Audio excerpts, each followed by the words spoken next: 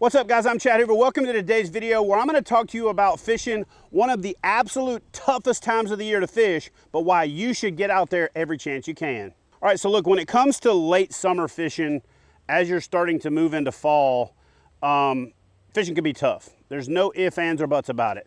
The fish are in major transition, and a lot of people get frustrated and just give up fishing for college football or whatever else we get into instead of fishing. But let me tell you why this is one of the most important times of the year to fish, some of the top lures and presentations you should be using and why, and how it's an investment in the absolute best time of the year to fish, in my opinion, which is the fall. So first and foremost, the fish start to transition based on photo period long before they start to transition based on temperature. A lot of folks, including some of the top pros out there, you'll hear on videos talking about the fish starting to transition because of the temperature or because of turnover and all of that. And I'm here to tell you that I've witnessed it firsthand where fish are going into their fall locations, even if it's still 95 to 100 degrees outside, because the photo period's adjusting. And when that photo period starts to adjust, that's what triggers the fish, the ones that have survived over the years, not getting caught in the wrong place at the wrong time after the first cold fronts come in. And what those fish are doing is they're starting to strap on the feed bag.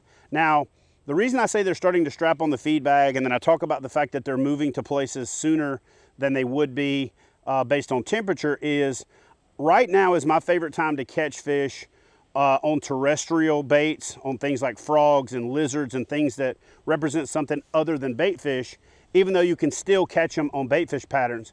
And the reason for that is most of the bait hasn't really grouped up and started to move into the creek mouths and up the creeks yet. It's still out there in deep water. It's still, you know, very pelagic to get out to them. And if you're on the Tennessee River or any river system with a lot of current, a lot of times those fish expend more energy for the return on investment than they get out of going out there and chasing that young of the year bait, that bait that's only, 2 to 3, maybe 4 inches long. So right now they're feeding on those things that are starting to move shallow, that are feeding on things that are starting to move shallow so they can prepare for the winter as well. And I think the top two would probably be, bluegill, brim, and crawfish. And on top of that, your frog style baits. Now, I don't necessarily think all the time when a fish sees a toad running across the top or even a topwater hollow body frog moving across the surface that they think that's a frog. I've very seldom seen frogs swimming across the surface at Mach 2. I think they think it's something, and it's easy and it's shallow, and there's a lot of activity shallow. So if you start watching your wading birds, they're actually starting to move into the back of creeks. They're starting to stage and position themselves for all the things that I'm talking about right now. And as the water temperatures start to drop, those crawfish are starting to move up as the water's starting to be drawn down. And so you got this perfect convergence of high fat content bait, your crawfish, your frogs, your lizards, all that stuff that lives shallow right before it goes in the ground for the winter time. And so some of my top baits early on are like this Yamamoto craw, just rigged, Texas rig like that. And I like to rig it Texas rig and leave it unpegged, so that way when the weight hits the bottom, I can let the buoyancy make it float up. And as I pull it down, it kind of looks like a crawfish going up and down. That bait right there is deadly effective for flipping. If you really want to get into the hardcore summer bite, punching is probably one of your more effective techniques. I've caught some monster bass over the years. I'm just at a phase in my life where I like to fish the kind of fishing that I like to fish, and I don't really enjoy punching. So even though I know I could go out there and probably catch a ton of big fish, it's just not something that I really get into a lot, and it's not something that I even did more than a couple of times this year. Next year I'm probably going to get into it a lot more, but let's stick with what I am doing to share that advice with you. The next thing is the go-to, probably best lure of all time, all around, and that is your standard Sinko. Earlier in the spring, later in the winter, and maybe even early summer, I'll fish this thing wacky and throw it up against the bank and twitch and let it fall, because I'm only letting it fall in a foot and a half of water. Where I'm fishing it right now is that 4, 6, 8, even 10 foot of water. I like it to be, rigged weightless with no weight, and just throw it out there and let it fall. Now, I pretty much consider the Sinko and the Fluke, in this case the D-Shad, also from Yamamoto, is almost interchangeable with a couple of exceptions. So the Sinko, I'm gonna throw it if I'm fishing really slow. If it's off peak, I'm throwing the bait out there, I want it to flutter down and hit the bottom, or even hit the bottom and just scoot it and let it dead stick for a while.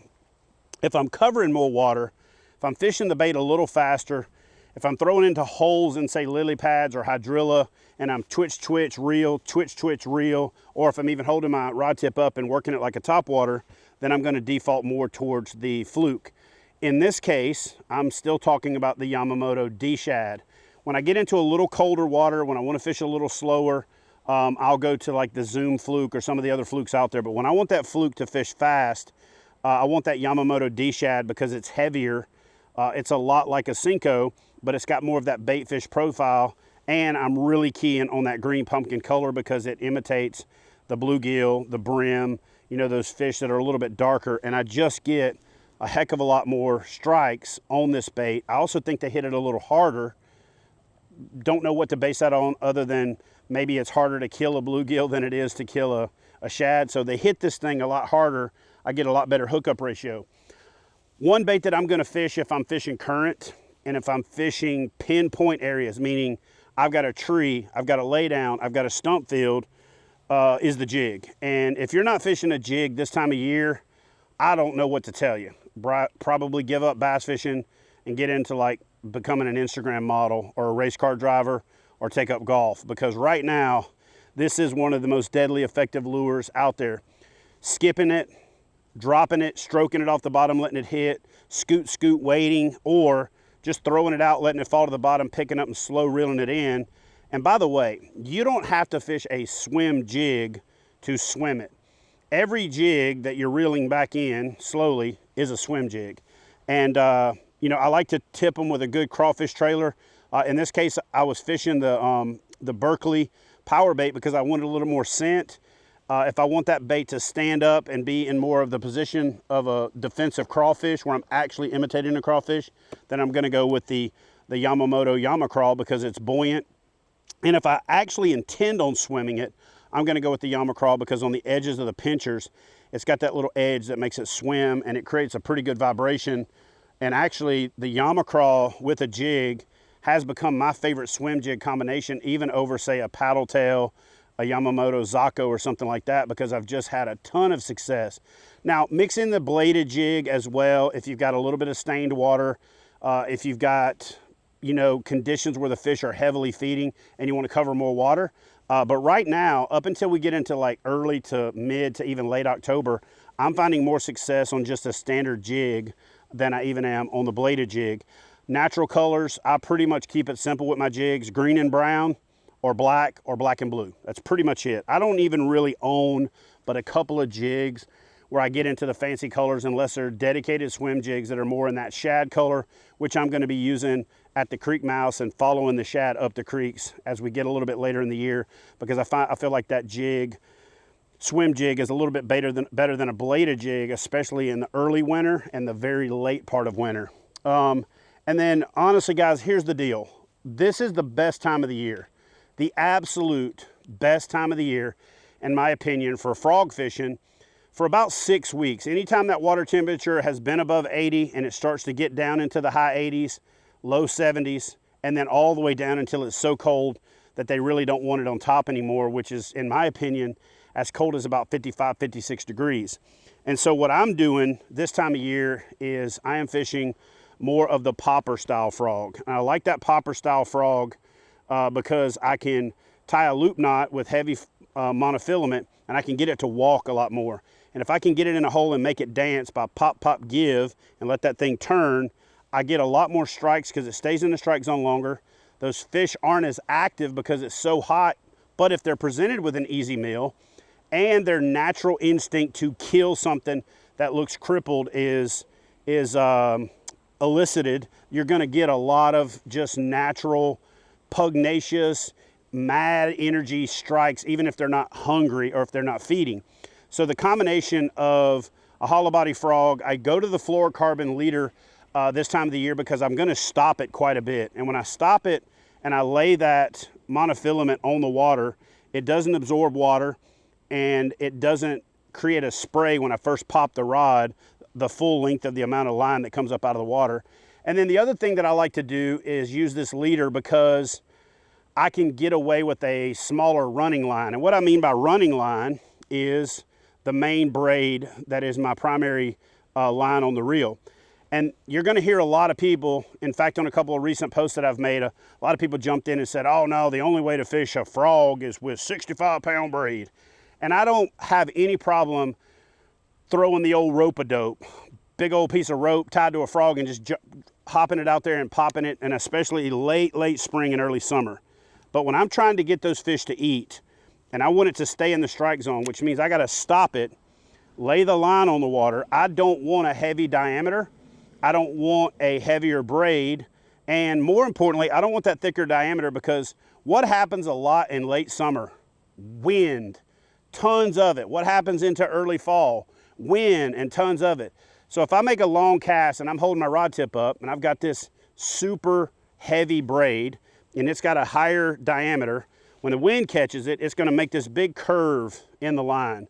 So now I've got this cast out there, and when the fish blows up on it, I gotta reel down and set the hook. Now I gotta take that curve out and set the hook. So even though that heavier braid doesn't have stretch, you're gonna run into a scenario where you're gonna miss and lose a lot of fish because you've got that big swoop in your line when you're fishing in the wind. And if you're not fishing in the wind a lot during late summer and fall, you're just not fishing enough, because we get these fronts that start to blow in. Wind is just a big part of late summer into early fall. Now, there's one other thing that I want to talk about real quick, but before I jump into this juicy tip, because this is the juiciest tip of the whole video, I think, so definitely stay tuned and watch it.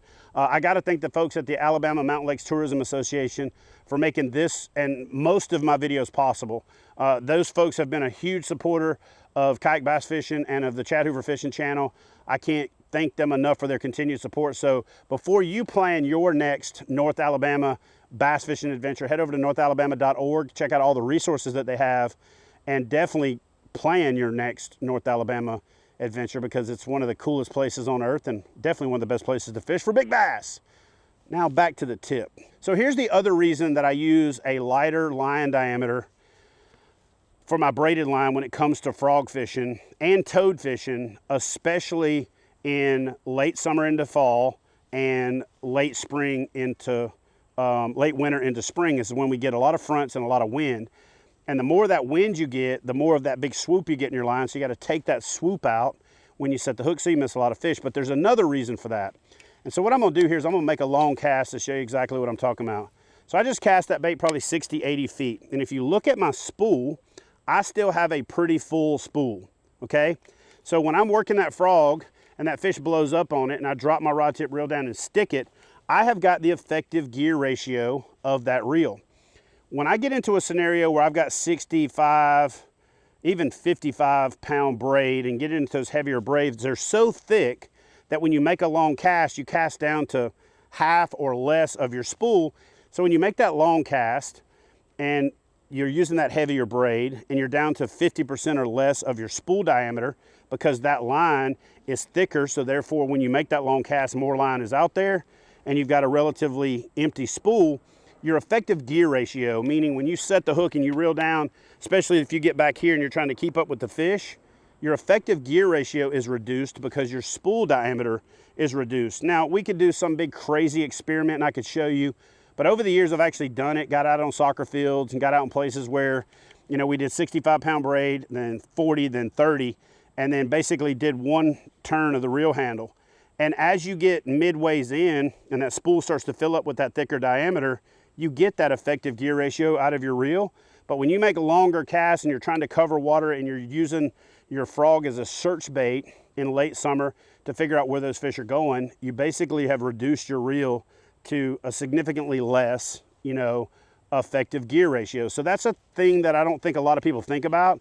And, you know, as a kayak angler, I am not trying to drag every fish that I catch back to me. So I don't need 65-pound braid to point the rod at the fish and drag it and 12 pounds worth of vegetation to me, because for the most part, I can split the difference. I can pull the fish to me and I can pull me to it. And so hopefully that little tip right there will save you a lot of frustration, increase your hookup ratio, and increase your keep them hooked up ratio by fishing the effective gear ratio of your reel, having less swoop in your line, and missing a lot less fish. And more importantly than that, the only thing worse than missing a fish is knowing you hooked that big fish. You got about halfway to it, or you got it about halfway to you, and then you lost it because you couldn't keep the right amount of pressure on it. And so, you know, jump up to a 7/6 rod if you're fishing open water. I'll obviously fish a shorter rod when I'm pitching between, you know, boats at docks and skipping it under overhanging brush and things like that. But when I'm fishing open water, I'm fishing a 7/6, 7/8, maybe even a 7/11 rod to give me that much more line take up when I set the hook and that much more leverage when it comes to fighting the fish. So hopefully this video gave you a little bit of insights. As we progress throughout the fall, I'm going to talk a lot more about bass movement, where the bass go, where to look for them and things like that.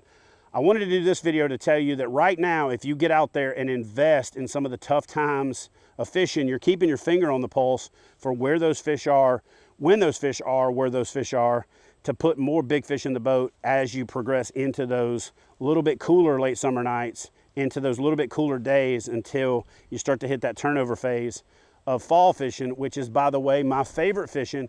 And I think it's the best time of the year to avoid boat traffic, to get a lot less frustrated and to catch a lot more big fish. So hopefully this video was helpful for you guys. If you have any questions about anything I said, leave them in the comment section and I'll do my best to answer all of your questions and answer some of them in a video format. So I'll see y'all in the next one.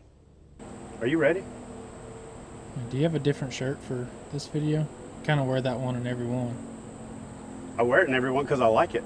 It's not the only like one of these I got. I got like 3 or 4 of these. Are you talking about a different color shirt? Different or like color. Realtree makes a few different color schemes. Well, I know they make a lot of different color schemes, but I like this one. So I got some mojo. It's got the finger holes for keeping my hands covered up. I got the hood. Kind of camouflages the fat a little bit. Why, you don't like this shirt? I have the same shirt. It's just people like to see something a little different every now and then. All right, well, let's get into the video and then we'll talk about wardrobe after the fact. Hey, y'all, listen, North Alabama really is a place where fishing dreams come true. From top-notch guides to diverse fisheries to breathtaking scenery, head down to North Alabama where you can reel in the adventure of a lifetime. And they're good! Discover unparalleled access to pristine waters loaded with everything from crappie to catfish to bass. So whether you're looking to load your cooler or catch a trophy, plan your next adventure by heading over to NorthAlabama.org.